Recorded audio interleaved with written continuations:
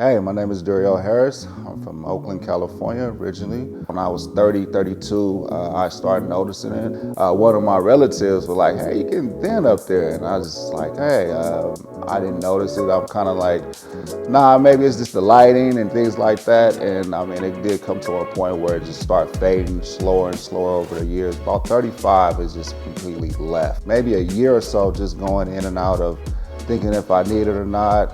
The hat thing kind of got to a point where I just couldn't take it anymore.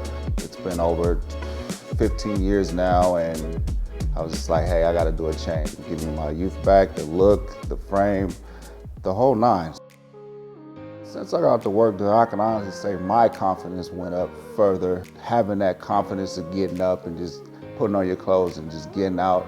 It's a little faster. I'm sure my family enjoys that part too, because I would be the last one to get dressed due to the fact of my hair loss. So I can say my confidence is definitely up by doing the treatment.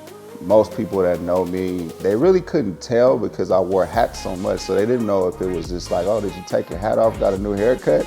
So, but they knew something had changed. So obviously they were like, hey, whatever it is, it looks good. And then when I kind of pinpointed, it's like, yeah, it looks awesome.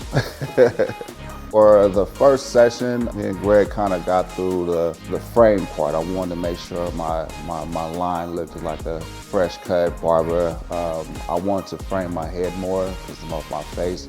Like I said, I've done major research just finding out like, hey, what style looks good on me?